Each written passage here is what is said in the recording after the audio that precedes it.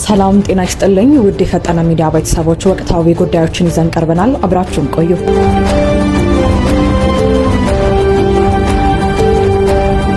በመንግስት በክልሉ ታጣቂዎችና በተለያዩ ወገኖች መካከል ያለው የኃይል አሰላለፍ ፍጥጫ በተለይም በደቡባዊ ትግራይና በሰሜን ወሎ አዋሳኝ አካባቢዎች የነዋሪዎችን ሕይወት ዳግም ለስጋት ዳርጎታል። እንደ ዘሆርን ሪቪው የዜና ምንጭ ዘገባ ከሆነ የደህንነት መረጃዎችን ዋቢ በማድረግ በዛላምበሳ አካባቢ የተካሄደ ውይይትን ጠቅሶ እንደዘገበው በክልሉ ውስጥ የህዝብ ተቋሙና ቁጣ ለማስነሳት የታለሙ የታጠቁ እንቅስቃሴዎችና የፍንዳታ አደጋዎች ሊፈጸሙ እንደሚችሉ ተጠቁሟል። ዘገባው እንደሚያመላክተው ሀውዜን ቁጥር 2 በሚል ስያሜ ተቀርጿል የተባለው ይህ እቅድ ጥቃቶቹን በፌዴራል መንግስቱ የተፈጸሙ አስመስለው በማቅረብ ማህበራዊ ሚዲያን ለፖለቲካዊ ቅስቀሳ መጠቀም ዓላማ እንዳለው ያመለክታል። በተጠቀሰው ዘገባ መሰረት ለጥቃት ሊጋለጡ ይችላሉ ተብለው ከተፈረጁት ቦታዎች መካከል የኤፈርት ንግድና የማምረቻ ተቋማት እንዲሁም የህዝብ ገበያዎች፣ የአውቶቡስና የትራንስፖርት ማዕከላትና የጤና ተቋማት፣ አብያተ ቤተክርስቲያናት፣ መስጊዶችና ሌሎች ህዝባዊ መገልገያዎች ይገኙበታል። በሌላ በኩል በአካባቢው ያለው ወታደራዊ ስምሪት በከፍተኛ ሁኔታ እየጨመረ መምጣቱን ከቦታው የሚወጡ መረጃዎች ያመለክታሉ። በራያ፣ በአላ፣ በዞብል፣ በዋጃ፣ በጥምጋ፣ በኮረምና በጨርጨር አቅጣጫዎች አዳዲስ የምሽግ ቁፋሮች፣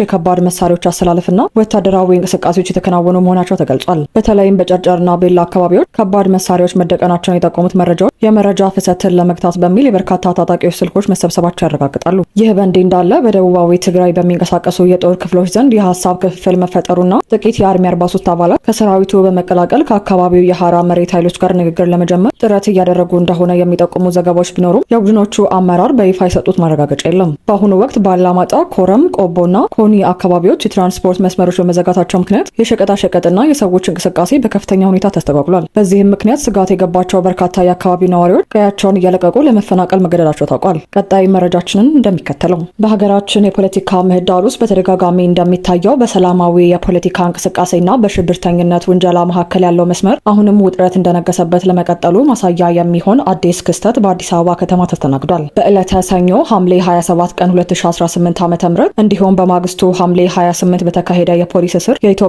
ሕዝቦች አብዮታዊ ፓርቲ ከፍተኛ አመራርና አባላት እንዲሁም አንድ የህግ ባለሙያ በቁጥጥር ስር መዋላቸው ይታወሳል። የፓርቲው የህዝብ ግንኙነት ኃላፊ አቶ ይስሐቅ ወልዳይ፣ አባል የሆኑት አቶ አበበ አካሉና የፓርቲው ጠበቃ አድቮኬት አበራ ንጉስ በፌዴራል ፖሊስ አባላት ከተያዙ በኋላ የመኖሪያ ቤቶቻቸው ፍተሻ ተካሂዶ የተወሰኑ ቁሳቁሳቸው መወሰዳቸውን የፓርቲው ፕሬዝዳንት አቶ አብርሃም ሃይማኖትና የቤተሰብ አባላት ለኢትዮጵያ ኢንሳይደር የዜና ምንጭ ገልጸዋል። ይህ በእንዲህ እንዳለ ረቡዕ ሐምሌ 29 ቀን 2018 ዓ.ም ተጠርጣሪዎቹ በፌዴራል ከፍተኛ ፍርድ ቤት ልደታ ምድብ አንደኛ የጊዜ ቀጠሮ ችሎት የቀረቡ ሲሆን ጉዳዩን በተከታተሉት የፓርቲው ዋና ጸሐፊ ሚስጥረ ስላሴ ታምራትና የጠበቃቸው አቶ ሰለሞን ገዛሃይ ማረጋገጫ መሰረት ፖሊስ ከባድ ወንጀላዎችን በማቅረብ የ14 ቀን የምርመራ ጊዜ ቀጠሮ ጠይቋል። የፌዴራል ፖሊስ ወንጀል ምርመራ ቢሮ ለፍርድ ቤቱ ባቀረበው አቤቱታ እስሩ ከቀላል ሰላማዊ የፖለቲካ እንቅስቃሴ ያለፈ መሆኑን ለማስረዳት ሞክሯል። ፖሊስ እንደሚለው ከሆነ ተጠርጣሪዎቹ ህጋዊውን የኢህአፓ ፓርቲ እንደ ሽፋን በመጠቀም ህገ መንግስታዊ ስርዓቱን በኃይል ለመናድ አሲረዋል ብሏል። የፖሊስ የምርመራ መዝገብ እንደሚያስረዳው ተጠርጣሪዎቹ ከህዝባዊ ወያኔ ሓርነት ጽምዶ ከተባለ ቡድንና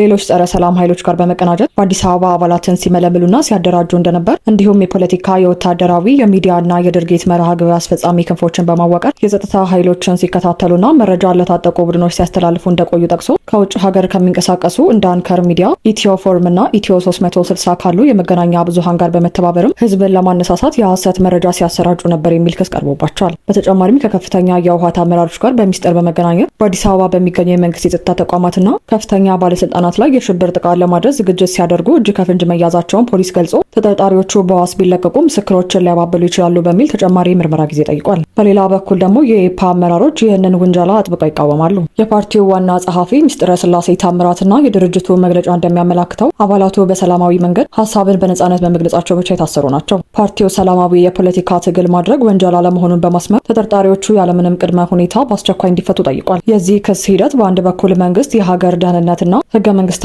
ስርዓት ስጋት ላይ ወድቋል በሚል የክስ መዝገብ ሲያዘጋጅ፣ በሌላ በኩል ደግሞ የፖለቲካ ተቃዋሚዎችና የሰብአዊ መብት ተከራካሪዎች የተቃወመን ሁሉ በሽብርተኝነትና ከመንግስት አየር ጋር ባልተስማማ አደረጃጀት ጋር በማገናኘት ማሰር የተለመደ የፖለቲካ ካርድ ሆኗል በሚል ስጋታቸውን ይገልጻሉ።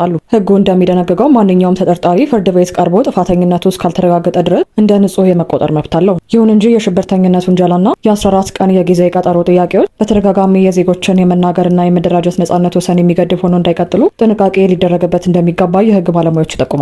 ሂደቱንና ፍርድ ቤቱ የሚሰጠውን ውሳኔ ተከታትለን የምናቀርብ ይሆናል። ለዛሬ የፈጠነ ሚዲያ ያዘጋጀላችሁ መረጃዎች እነዚህን ይመስሉ ነበር። ወቅታዊና እውነተኛ መረጃዎችን ለማግኘት የፈጠነ ሚዲያን ሰብስክራይብ ማድረግ አይርሱ።